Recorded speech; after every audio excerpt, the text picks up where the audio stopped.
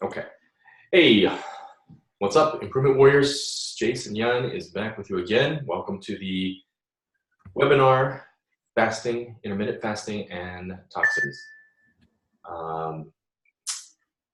So we're going to go through this. It might need to be in two parts. I'm going to record both parts here. And if you do have any questions as we're going through, just feel free to speak up and ask the question. I see join. Okay, I see your video now, Sheila, but no audio.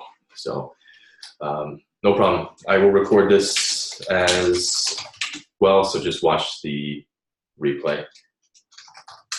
All right, so let's get right into it. Let me share my screen. And what's up, Gary? How you doing? Just get the screen up here, and we will get this started. So intermittent fasting, fasting, and detoxing. So how not eating for certain periods of time is programmed into our DNA and can change your health for the better. Now, the thing with Zoom, I might need to put this into two parts, and I'll send it out to you guys if I do, because I only have 40 minutes. But we'll see how we go from here. If you do have any questions, just feel free to ask them, and let's get this going. So these are just some different quotes from different people that have experienced fasting, intermittent fasting. So I'll just read the first one really. So fasting can be flexible. The day of the fast can be moved around. It doesn't have to be set in stone. If I've got a particularly important meeting on Thursday, for example, and I feel it would be best to eat breakfast that day, I can either change the hours I fast or just move it to another week. So that's Stella B. And I just finished a 79.5-hour fast this morning. My goal was to go from Sunday dinner to Friday dinner, but I didn't make it to Friday. The hunger just wouldn't go away. So that's one of the big things about extended fast is you can just end it whenever you want.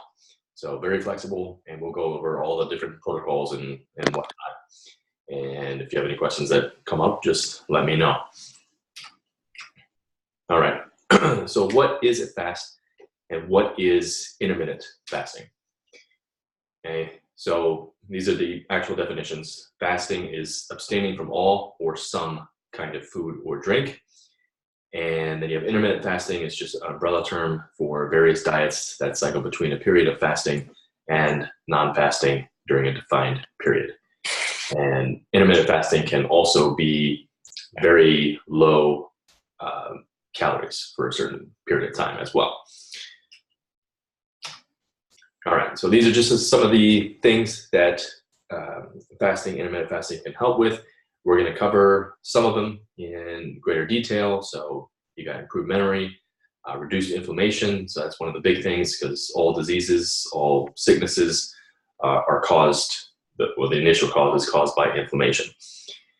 And increased insulin sensitivity, we'll talk especially about that, and also the opposite of it, which is insulin resistance. And decreased leptin is in there as well. I just learned that leptin is actually the master hormone, the controller of pretty much every single other hormone in our body. And the thing with leptin is we just discovered it in the 90s. So with hormone in the brain and how the body works, we still haven't uncovered and unraveled everything that we need to unravel. All right, and then we just got some quotes about fasting. So Hippocrates is known as the kind of a father of functional health and functional medicine. So everyone has a doctor in him or her. We just have to help it in its work. The natural healing force within each one of us is the greatest force in getting well. Our food should be our medicine should be our food. But to eat when you are sick is to feed your sickness. So I think most people know that when we do get sick, we get the flu, we get a fever, the last thing we want to do is eat a big juicy steak or something. We're looking for things that'll go down quickly, like chicken soup or something like that. And then Benjamin Franklin, who's considered one of the smartest men of all, the best of all medicines is resting and fasting. So fasting is kind of ingrained into our DNA. All right, so before we get into the actual fasting part, I want to go over a couple different things from previous talks that I did, especially regarding calories, and also this, which is survival mode. So survival mode is anything that will basically put you into a diseased state. It'll start the inflammation process to start the disease process. So it's a lot of things that can possibly put you into survival mode. The first thing is dieting, and especially eating too little calories.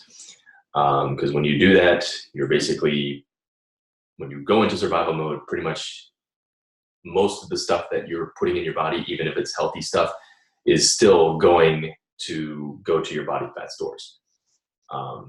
So that's what happens, because your metabolism is slowing down. In response to that, your energy is slowing down. That's just basically your body's response to not having enough energy. So what people have to realize about calories is calories are energy to the body. And if we don't get enough of them, then things will start to break down inside the body. I consider too little calories, and obviously there's different exceptions to the rule for everything, but I consider too little calories for an adult female under 1,500 calories and for an adult male under 1,900 calories. And with calories, you have to understand well, I'll get into that on the next slide. The other thing that could put you into survival mode is your emotions are out of control. So that could trigger a whole bunch of stuff. So everything on here is connected. So your emotions get out of control. That's a stressful situation.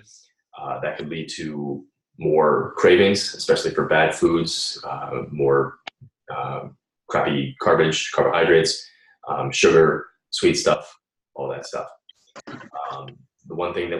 The two things that we have ultimate control over is our breath and our thoughts.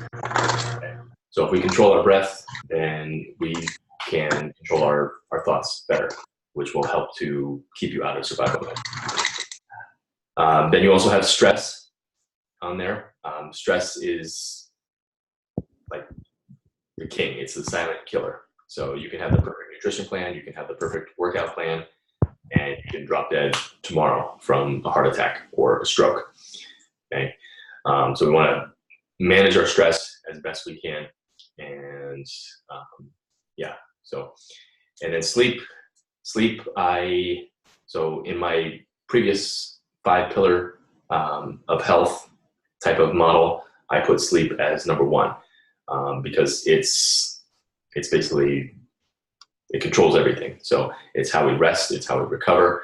If we don't get into the deep REM sleep, resting eye movement sleep, and the stage past that, then we don't actually recover. We can get 10 to 12 to 14 hours of sleep a day. It still doesn't matter. We're not actually recovering, because during sleep is when our brain actually shrinks to help eliminate all the crap and the toxins that we took in for that day. Then you have exercise. So exercise is a stressor to the body, especially if you're doing it too much or you're doing the wrong types. So excessive cardio can really cause that. If you don't get your good sleep and if you eat too little calories, then exercise can be a major stressor to the body. So in that case, exercise is not always a good thing. Then you have high blood sugar, insulin levels. We'll talk a lot about that for fasting and intermittent fasting and that. Excuse me, Jason? Yes. Could you ask everyone to mute themselves, because I'm hearing a lot of background noise? Okay. Yeah, if you guys want to mute yourself, there should be a mute button there. And If you do hear that noise again, Annette, just let me know and I'll try to mute everybody. Okay. And then the final one on here is chronic diseases. So the big ones: diabetes, heart disease, cancer, stroke, Alzheimer's. If you have one of those diseases, then you are in survival mode. And it's a whole host of other diseases as well. So your goal in all those diseases are reversible and definitely preventable. So the number one goal is, if you have them, is to try and minimize the symptoms and reverse it if possible. Okay. All right. So talking a little bit more about calories here. So how much should I be eating? So I'm big into making sure you're getting enough calories to feed your body to do what it needs to do. I tell people never to focus on weight. You should always be focusing on getting healthy. Because if you get healthy, a healthy person is not overweight. A healthy person will have proper, the weight will just fall naturally to where it should. Same with the body fat. So this is just an equation that you can use, or you can just go to the calculator site. That's usually the site that I go to. And I think it's the imperial equation. You just enter your height, weight, age, and your activity level, and it'll come up with a number. So typically, my numbers here, I can't remember what I weighed when I did this. It was 85.72 kilograms. I don't know what that is in pounds, so it's 2.2 times that. But my BMR, which is basal metabolic rate, was 1,706 calories. And so your BMR is basically the number of calories that you do not want to go under for an extended period of time. Okay, so people that are dieting usually go under their BMR for a while, and that's when the metabolism can get disrupted quite a bit. And then the number with my activity is 3,241 calories. So that would be the number of calories I would need to maintain my weight. Now, if I wanted to lose body fat, and that's the key thing, is don't focus on weight, focus on body fat, inches, and basically how you feel. If I wanted to lose body fat, I would go a little bit under the 3,241. So maybe 200 to 300 to 400 calories under that number. And that would be the optimal number of calories to lose body fat and whatnot. Now, you don't want to go too far under the number, because then that will put you into survival mode, which we talked about. Okay, and then just a couple more things about the calories here. So attempting to balance the calories. The CDC, Center for Disease Control, they still say balance calories in versus calories out. And as you're going to see, that's pretty much impossible to do. The average adult consumes 2,700 calories a day. That's 1 million per year, approximately 10 to 12 tons of food per year. So that's a lot of food. And so how closely do you have to balance the calories just to avoid gaining 2 pounds per year? So if you store 21 calories per day in your fat tissue, you would gain 2 pounds per year. And over the course of a decade, that's 20 pounds. Okay. So depending on the type of food you're eating, that's like 1 to 5 bites of food. Okay. So if you burn off 149 calories, but that 150th calorie goes to fat storage, then you're basically preordained to get fat. Okay. So 20 calories a day times 365 days times a decade divided by 3,500 calories, which is the amount of calories in 1 pound of fat. That gives you a 0.8% accuracy in balancing calories in versus calories out, or stored as fat. So that would equal putting on 21 pounds of fat per decade. Okay, so based on that, you have a 99.2% chance of balancing calories wrong over the course of a decade. And over the course of the day, it's hit or miss, and it's very high miss.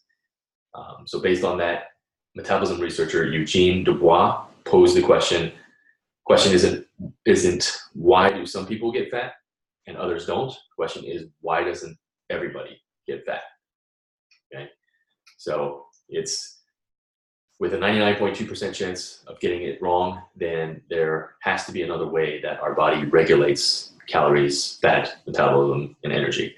Because any amount of calories that you do consume, 20% is automatically going to go to the brain. And if you're not feeding the brain enough, the brain basically controls everything. So it's not going to be able to get the energy it needs to the other vital organs. That's going to start to slow your metabolism. It'll take your energy down, because life is all about energy. If we don't have it, then we're not going to be happy. We're not going to be able to do all the things that we need to do. So use that equation to figure out your BMR and make sure you're getting enough calories. Okay. All right. And these are just some things here about the eat less, move more kind of movement. So participants in the Women's Health Initiative study, they reduced their overall calories and fat consumption while increasing exercise and carbohydrates. And this was over 7 years. So you should never increase exercise and carbohydrate while decreasing calories and fat. You should always increase calories and fat. You can keep the exercise the same. Carbohydrate intake, you want to kind of cut down as well. But their carbohydrates, they increased up about 8%. They decreased their fat by 9%. Calories went down about 350. And so what were the results of that over 7 years? Okay, whoops. All right. So over a 7-year period, their waist to hip ratio actually raised. BMI stayed the same, and their, what's the red one? Waist circumference actually went up. So over 7 years of dieting, I think some people would like to see results going the other way. And that's the main thing with diets and what most people will see. This one over here is basically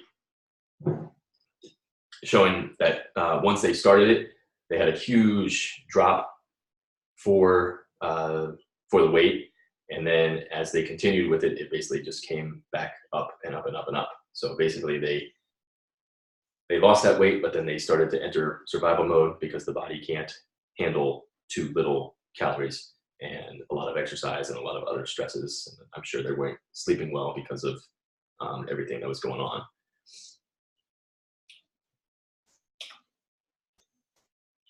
All right, so getting a little closer to the fasting section. So this is basically how many meals we've been consuming over the history. So 77 to 78, we were right around 3 meals. So the 3 squares, breakfast, lunch, dinner. And then 94, 96, we kind of went up to 4 meals. So I remember as a kid growing up, I had to ask to have a snack. And usually the answer was no, it'll ruin your appetite for dinner or whatever. But as I've gotten older, snacks and extra meals and all this stuff has been added on. So 2003, 2006, it's actually been up to 5, 5.5. And I think even today it's somewhere around 6, maybe even 7. So who knows? But I know back when I was in my bodybuilding days, I used to consume anywhere between 7 to 10 meals a day because I was obsessed with the bodybuilding magazines, and their whole thing was you got to eat, especially you got to eat protein every 2 to 3 to 4 hours. Otherwise, the body will start to eat the protein in your muscles, and your muscles will shrink. So just one thing that I did that was not very smart and not research or science based, kind of like bro science. And then over here, we've got meals eaten at home versus meals eaten away. So back in 1900, pretty much 90% of, whoops, all right. I gotta stop touching my mouse. Pretty much 90% of the meals were eaten at home versus today, about 120 years later, it's pretty much 50-50 now. And eating out, you don't have as much control over the ingredients. You don't have as much control as what they're cooking it in, and all that stuff. All right. So here's one thing that I did find when I was putting this presentation together. So why 6 small meals a day beat 3 meals hands down. So like I said, I used to eat 7 to 10 small meals a day. But this is stuff that's being preached even today by my personal trainers, group fitness coaches, nutritionists, registered dietitians, doctors, people that have lost weight on it and are telling other people about it, because you can lose weight doing any type of nutrition protocol.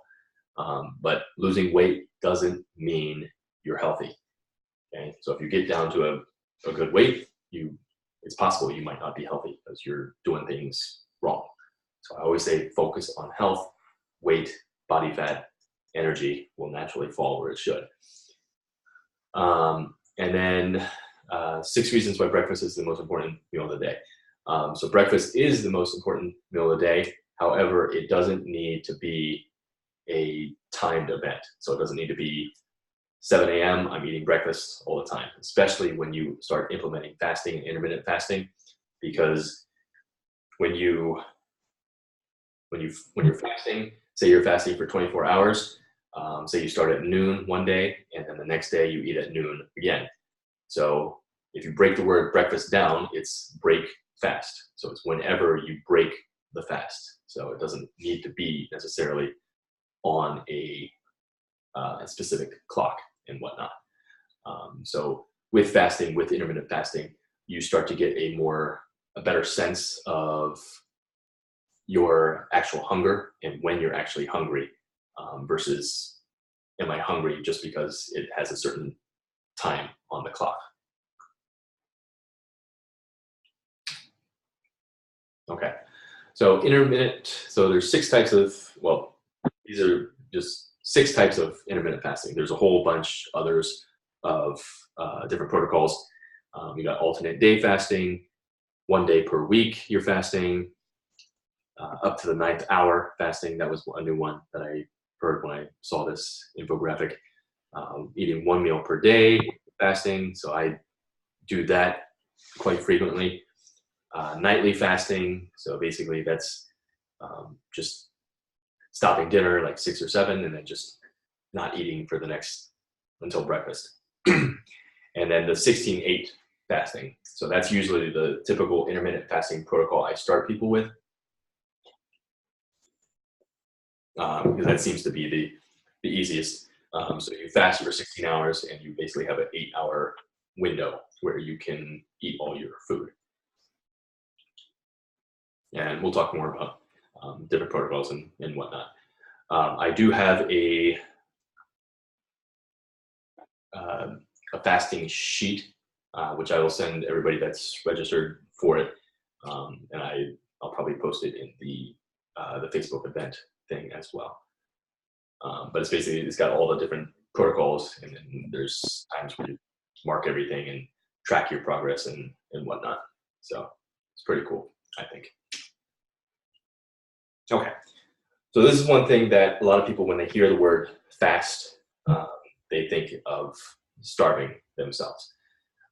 Fasting is not starving yourself. So these are actual starving children, because when you are starving, you have no idea where or when or what your next meal is going to be. With fasting, like I said, I just ended a 79.5 hour fast today. So I generally knew what I was going to eat when I stopped the fast, and I'll get into like different things that you should be eating when you end a fast. You definitely don't want to eat it with a piece of chocolate cake or pizza, because then you just basically wasted your time. So,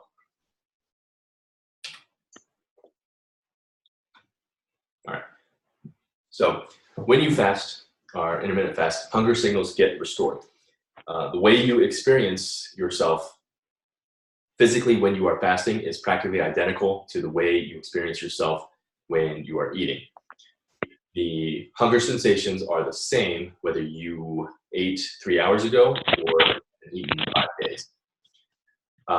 We have to relearn what actual hunger is and not eat based on previous experience, or like I told you before about the clocks. So it's 7 a.m. It's time for breakfast. It's 12 o'clock, time for lunch. I know a lot of people, they work a 9-to-5 job. Sometimes their lunch is like 11 to 12, 12 to 1, 1 to 2, whatever. Is it that you're actually hungry during that time, or are we just trained to eat at specific times? And sometimes when we are following the clock for many, many years or many, many decades, then our body just starts to get into a pattern and it starts to give you signals that you might be hungry. But with fasting and intermittent fasting, you're actually going to learn what actual hunger can be. And you can play around with that, and you can eat based on those signals that you receive. Okay, so what happens when you eat? So we ingest food to either be used as immediate energy or stored away for later. If you can mute your thing, there's a lot of background noise, please. Thank you. And then if you do have questions, just pop in, unmute your phone, and come back in and ask me the question. Okay. And then, so insulin will come in and it will store carbohydrates as glycogen or fat. Once your glycogen stores are filled, everything goes to fat. So glycogen is, no, okay, cool. So insulin stores, insulin stores carbohydrates as glycogen or fat. Glycogen is used to fuel workouts, hard labor jobs, or hard physical activity. If you don't do that, if you don't work out, don't have a hard physical job, basically everything you eat, especially carbohydrates, they're going to be going to fat storage, which we don't want. Okay, so we store the fat in the liver and other fat cells around the body, and there's no limit to the amount of fat that can be stored. And then we also have something called non-alcoholic fatty liver disease. So there's alcoholic fatty liver disease, or I think they just call it fatty liver disease. And non-alcoholic fatty liver disease is becoming a major problem. I believe back in 1900, it was in the US, less than 1% of the population had it. In 2000, it was up to 10%. And they're saying by the year 2030, it's supposed to be up to 30%. So that's just because of all the sugar, carbohydrates, fructose out there that people are consuming. Okay. And then when we don't eat, we get decreased insulin, we burn stored sugar, and we burn body fat. So basically we have two different states, a fed and storing state, and also a fasting and burning state, which we'll get into both here. All right. Insulin sensitivity. So I didn't get to, I don't think this slide is complete, but so insulin sensitivity goes up. So and then insulin resistance goes down. So basically, if you're insulin resistant, when you consume carbohydrates or you eat too much protein, your blood sugar levels go up.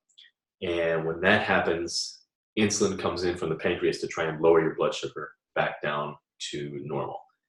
So it's only when our blood sugar and our insulin levels are at normal or homeostasis that we can be burning fat. And when you get insulin resistant, it means that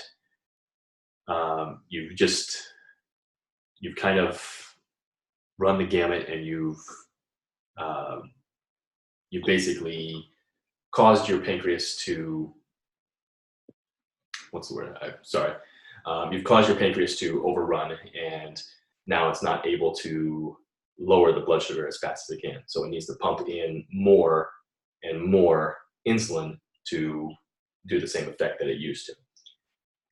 When you fast, when you intermittent fast, your insulin sensitivity will go up. So that way your blood sugar will go back down. If you do consume a high carbohydrate meal, it'll go back down quicker, back to homeostasis, so you can start burning fat more quickly. Insulin resistance, it's related to basically pretty much most of the modern diseases that we have today.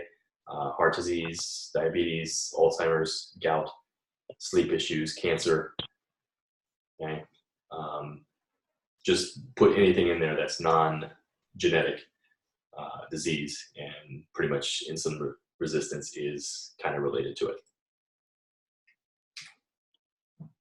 Okay, so here we're basically showing more of the fed and storing versus the fasting and burning type of thing. So we got at the top, we've got the 12-hour traditional 3 meals per day. Pretty much the only time you're really burning the fat is when you're sleeping, so after dinner through breakfast. The 16-hour fast is which I recommend for people starting in intermittent fasting, and you should always do intermittent fasting before doing a longer type of fast as well. So you're burning a little bit more fat, so you only eat lunch or dinner, or you eat breakfast and lunch, or dinner and breakfast, and you just skip 1 meal. So then you're burning that extra fat during that 16-hour window of fasting. Whoops. And then the last one is the 20-hour fast. So you're just eating that 1 meal, and then you're burning the fat the rest of the time. Okay. And so here is the 6 meals per day. So the 6 meals per day, you spike your insulin levels. It comes down. When it comes down, that's usually when I call it you're getting crungry, so cranky and hungry. So it's your body is basically forcing you to eat another snack. So it goes back up, down, up, down, up, down. The only time you're really burning the fat is in between that dinner and late night snack and when you're sleeping. Okay. And then the last slide over here, so it's just showing how insulin levels basically go down the longer you're fasting, and the more, and your glucose will also go down as well. And that's corresponding with increased levels of ketones in the body. So your body can run better on ketones than it can glucose. So that's when your energy goes up, you can think better, brain fog goes away, a lot of inflammation goes away as well. Okay. All right, and then this is just a study of type 2 diabetics on a very low carb diet compared to like the standard American diet, which is high carbohydrates, low fat, low cholesterol. So it compared, it's virtually almost half of what the standard American diet is, but fasting can also reduce it even more. So I follow quite a few different protocols. So I do keto, low carb, high fat, paleo, fasting, intermittent fasting, cleansing, just all kinds of things. So you just have to remember that this is not it's not like another diet or another quick fix. It just needs to be implemented into your life as like a lifestyle. Not doing it like once and then not doing it for another year or 2. So everything that I recommend, I personally do, and also recommend, but there's different ways that you can put it into your lifestyle based on the job you have, the family relationships and business relationships and all that stuff. Okay, so what happens to exercise in your muscles when you're fasting. You pretty much maintain muscle mass and actually decrease fat. So that's two awesome things to helping you look better naked, so to speak. So this is during a 4-day fast. Weight went down about 3 kilograms, so about 6 pounds. And basal metabolic rate went up about 4. And exercise capacity actually went up as well. And over here, so this is alternate day fasting for 70 days. And body weight dropped about 6 kilograms, so about 13 pounds. BMI dropped, and fat mass dropped about 5 kilograms. So that's over 10 pounds of fat lost. And fat-free mass, so that's lean muscle tissue, they only lost 0.1. So it's basically the exact same. And then waist circumference dropped as well. Okay. And then another awesome thing about fasting and what it can do for growth hormone. So I'm sure you've heard about growth hormone. There's all kinds of different things out there, creams, patches, pills, injections, and whatnot.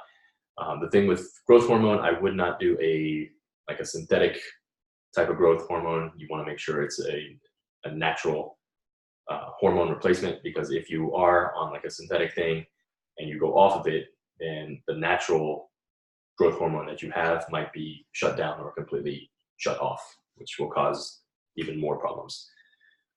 So here's different things here. So comparing a control versus a day 1 and a day 5 fast. So you've got pulsatile growth hormone coming in and non-pulsatile growth hormone coming in. So pulsatile growth hormone is basically, it comes in waves. So say it comes for like 30 minutes and then it stops for 6 hours and then another 30 minutes and then it stops for another 6 hours. So that's pulsatile. So you're getting more of that on day 1. Day 5, you're getting more of the pulsatile. So it's basically, it's a continuous flow of growth hormone into the body around day 5. And I think they mentioned other studies have shown that it really happens around after day 2 to day 5. So you're getting more of a constant pulsatile influx of growth hormone.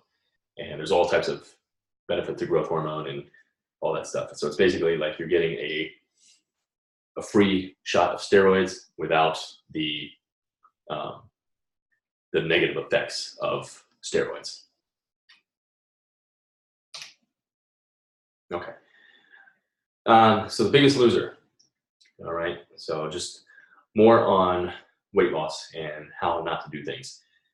So they lose a lot of weight. So around week 6, they lost about 13 kilograms or like 30 pounds.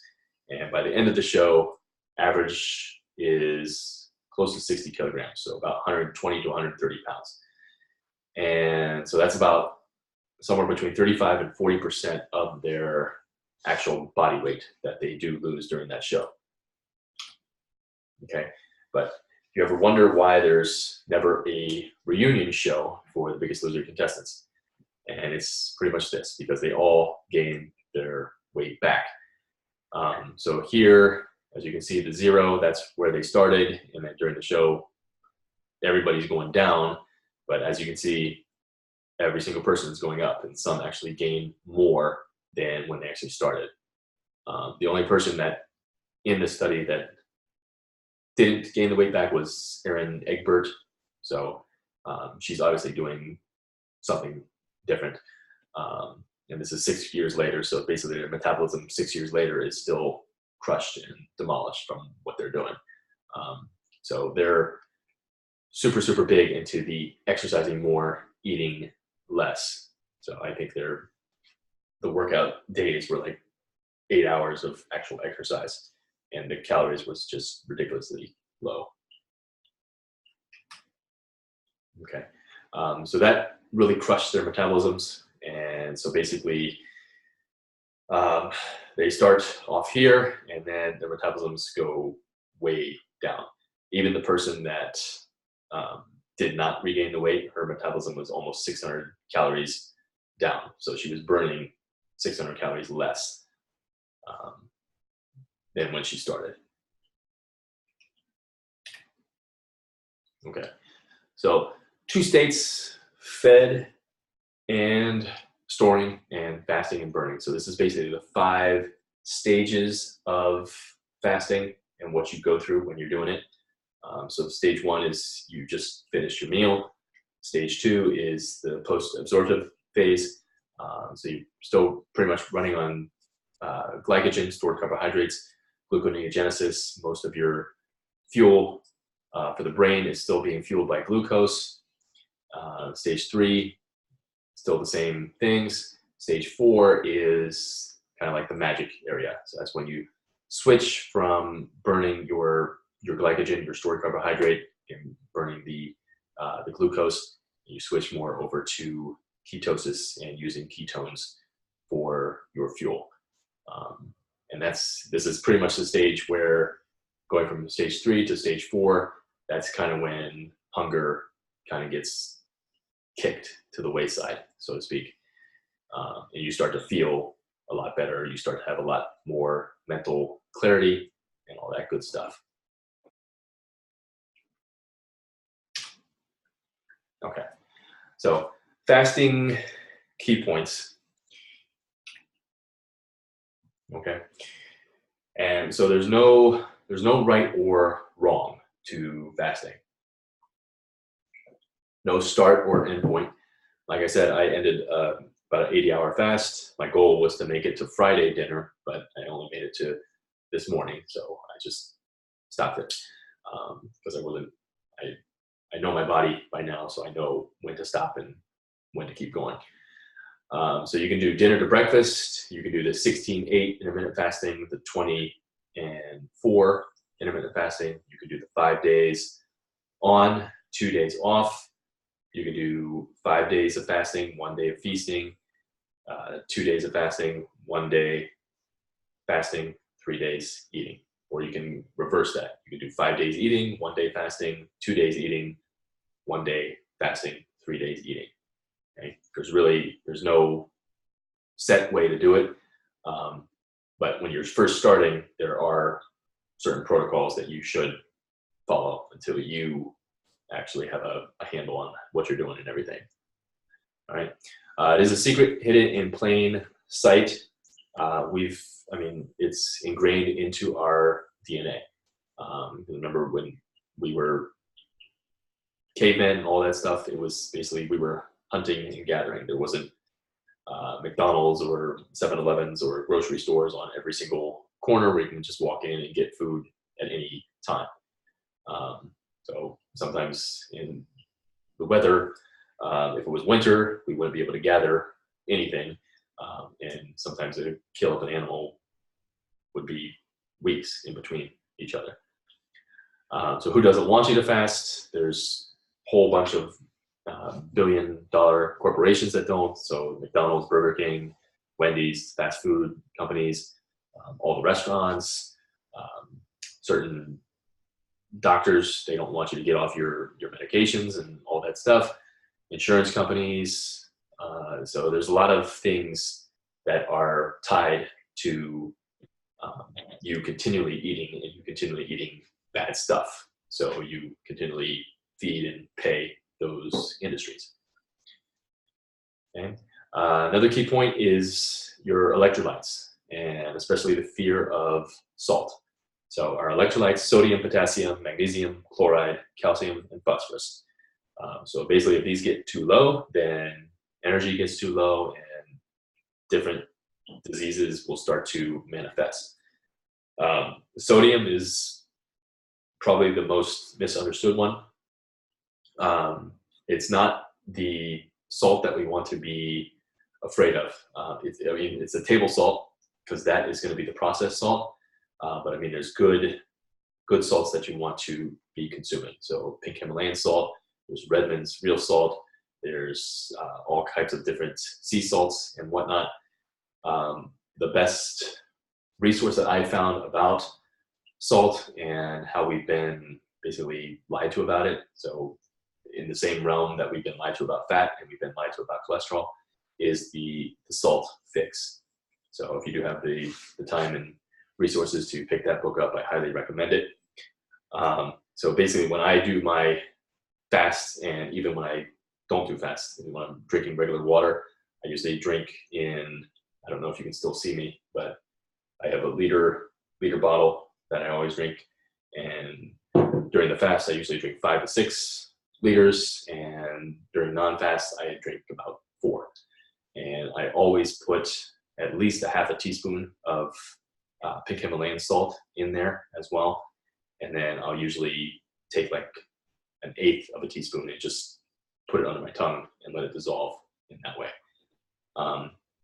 Yeah, so that's one way I get my sodium. So sodium is the one that you want to have, that you want to consume the most of, because it basically runs everything, because we get rid of sodium through sweat, we get rid of it through poop and urine and all that stuff.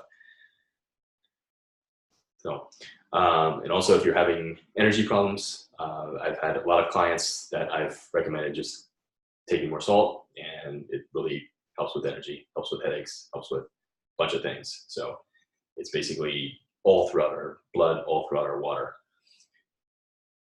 And the next thing is the SAD diet, no more. So the SAD is the standard American diet, which we mentioned before. It's the high carbohydrate, low fat, low cholesterol type of diet. If you attempt fasting on that type of nutrition plan, it's going to be painful, especially if you do a longer term fast, so more than a day, because getting rid of the glucose, the sugar, is going to be super hard. So low carb, high fat, or a ketogenic type diet is going to be a lot better. There's basically 40,000 calories on your body now or more. Even if you're very lean, you still have 40,000 calories plus that you can use as fat to burn off. And we only can store 2,000 at a time. Okay. Start with lower times of fasting and work up. So if you've never fasted before, just start with like the 12-hour. So eat breakfast, lunch, dinner, and then fast dinner to breakfast, and then work up from there. Go to 13 hours, 14 hours, go up to the 16-8 intermittent fasting protocol, where you're fasting for 16 hours and then eating window of 8 hours. Know what events and celebrations are coming up. Okay, so it's the holidays, and so it wouldn't be a good time to start a 5-day fast the day before Thanksgiving. All right, if you know there's a wedding coming up, or any kind of celebration, usually with most events, there's usually food involved. So just know what's coming up and plan your fasting schedule, intermittent fasting schedule, around those events. And then also you want to feast when not fasting. So you don't want to put yourself into survival mode and be like a rabbit and only eating lettuce and celery. Okay. So you need to feast when you aren't fasting. So you want to make sure you're getting enough calories to support your brain, your body, your energy, and all the other things. So usually when I am not fasting, I typically eat on a day that I'm intermittent fasting, anywhere between 2,800 to 3,200 calories. So sometimes I'll only eat one meal a day, and that meal will be 2,800, 3,000 calories. Okay. All right. And then exercise while fasting. If your body is used to exercising in a fasted state, that's perfectly fine. Feel free to continue doing it. But when you're first starting, I would not recommend it. So I'd recommend eating something 1 to 2 to 3 hours before your actual workout. And then as you continue fasting and continue getting a hold on your body, listen to your body when you are exercising. So if you get nauseous or lightheaded or all that stuff, then time to stop and reconsider what you need to do in terms of exercise and eating or fasting. Okay, fasting key points number 2, caffeine, especially diet soda. So diet soda is like one of the worst things you can do when fasting, because you got that, and it's also one of the worst things you can put in your body, because you got the combination of artificial sweeteners with caffeine. So basically with those two combinations, you basically have like Rambo going into your brain and just taking out brain cells. So you want to get off that stuff as quick as you can. I consider diet soda worse than regular soda because of the artificial sweetener and caffeine combination in there.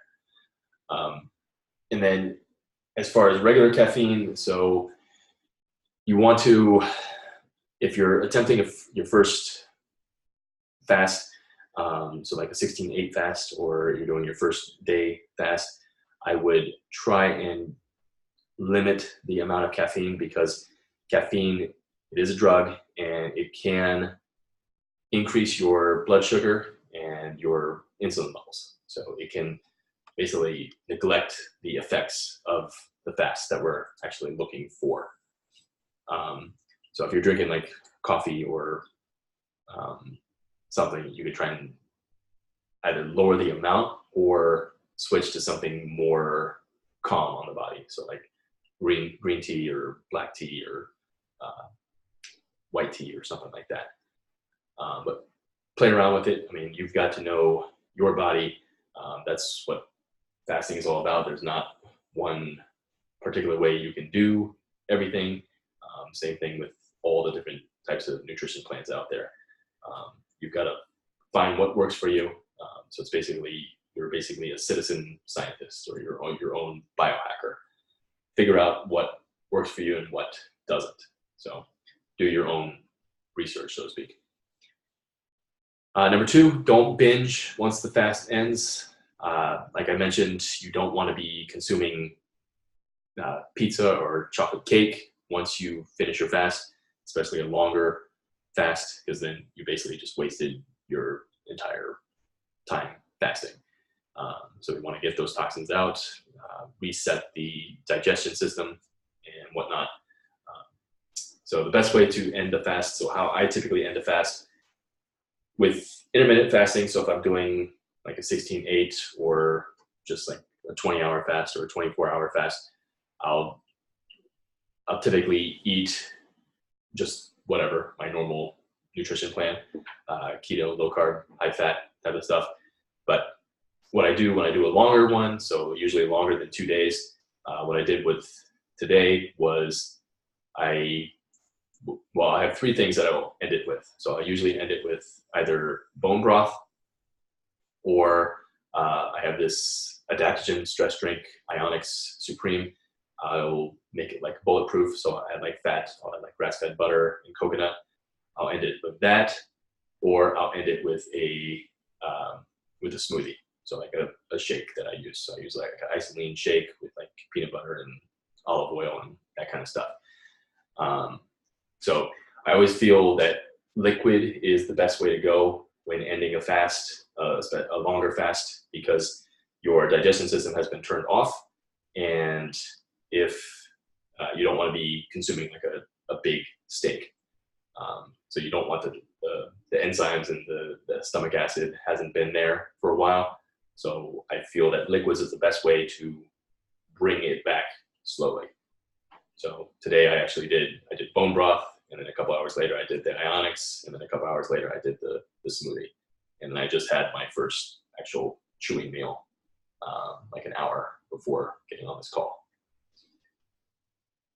And then workout intensity, number 3, workout intensity needs to be cut a little bit, especially when you're first doing it. So just play that by ear. You've got to get into it slowly. So some people won't be able to work out at full intensity on an empty stomach, but you just have to play that by ear. Number 4, don't do a dry fast. Dry fast is where you don't drink any water at all, or any liquids at all. I don't recommend that. A lot of religious things will do that for that reason, but that defeats the purpose. So water is going to be your best friend. If you are feeling extra hungry during a fast, drink more water and get more salt in that. That will usually take those hunger pains and kick them to the wayside, so to speak. Yeah. And then number 5 is the mindset. Mindset is huge with any nutritional change, any nutritional challenge that you're doing. Everything comes back to mindset. If you have the mindset that you can, then most likely you can. If you have the mindset that you can't, most likely you're not going to be able to do it. So you get the way you talk to yourself. Like I said, the 2 things that you can control is your breath and your thoughts. Okay? So you've got to basically set the goals. Why are you doing a intermittent fast? Why are you doing a 2-day or a 3-day or a 5-day fast? Okay? So set the intention and crush it. And then number 6 is traveling. So typically when I do travel, I like to at least intermittent fast, especially when I'm going through the airport and whatnot, because usually there's nothing good to eat at the airport unless you take your own food. But I personally like to fast when I travel. Just makes it easier and cheaper. So I don't think that's one thing I didn't put on there. So fasting, you're not eating anything, so you're saving money. All right, and then last fasting key point here, give your body time to adjust. So like I said, if you're on the SAD diet now, the standard American diet, or you're eating a high carbohydrate diet,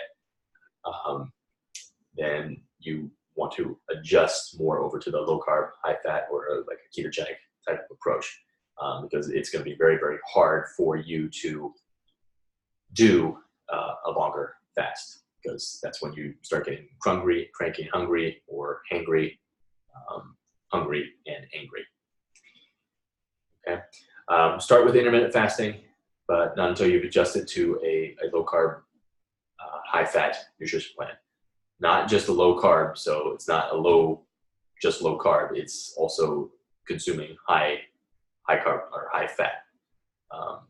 Because usually if you're just doing low carb, then it's going to be low calorie, which is not enough energy, which will put you into survival mode and all that stuff. Okay. And then once you're good on the intermittent fasting, try and go for a longer fast. So intermittent fasting of 16-8 protocol, the 20-4, or the 24 hours. Once you've done those, you can start to go to the longer ones. So 2 days, 3 days, 5 days. The longest one on record is 382 days. So the only thing he was eating was like a multivitamin. And I think he lost he was a big dude, so he lost like 330 pounds. But I can never go 382 days without eating, because I'm a foodie. All right, and again, never end with junk. So that's basically it with that. Like I said, I do have let me see if I can pull it up here. Oops. All right, let me find it here.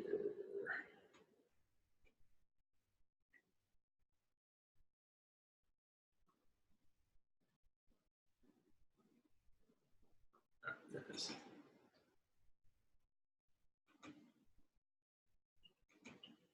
All right. So hold on one second. Let me share my screen again, show you this protocol thing. All right. So this is the intermittent fasting and fasting protocol. I've got the pinwheel of death, so I can't scroll down, but it's got all the different protocols. So it's got the 16-8 protocol up here, and it's got the days that you're doing it, the days of the week. So you can put what time you started eating at, time you last ate, or time since you last ate, stopping eating at, and then total feast time, and then yay, may, not today. So were you successful? Were you kind of successful, or did you completely blow it? And then, so this is just a tracking tool to help you figure out the different protocols and whatnot. So 16-8, then the 24, then you got the 24-hour, 1 meal a day. You got the cleanse intermittent fasting protocol, and then you got longer fasting, so 2 days, 3 days, 5 days, and then you got the longer type of protocol. So I will share that with you. I've got pretty much everybody's email that's been on the thing. You can unmute your phone or computer or whatever you're on, and if you have questions, I will take them now. But if nobody has any questions, then... I have a quick question, Jason. This is Annette. Okay. On the every other day fasting, is it not really fasting if you're eating a small amount during that 24-hour period? Every other day, so you would be doing like a 24-hour fast, and then the next day you would be eating? Is that what you're referring to? Yeah, but I thought I heard you say you do eat a small amount during that 24-hour fast. Did I read that somewhere maybe? Yeah, you probably read that. So during every other day, so it would be a 24-hour fast where you'd just be doing the water and salt. Okay. Any other electrolyte that you need. And then the other day you would just eat like normal. Okay. Yeah. So, any other questions? Good webinar, good information. Thank you, Jason. Yes, no problem. Thank you, Annette. When I do put the replay out there, feel free to share it out. So I'll put it on my Facebook and YouTube, and send it in the newsletter. And I will send you guys that protocol sheet as well. But any other questions? Nope. Going once, twice. Nope. All right. Well, thank you guys for attending, and have a great night. And of course, stay strong, stay positive. Thanks, Jason. See you later. Absolutely. Be the improvement warrior.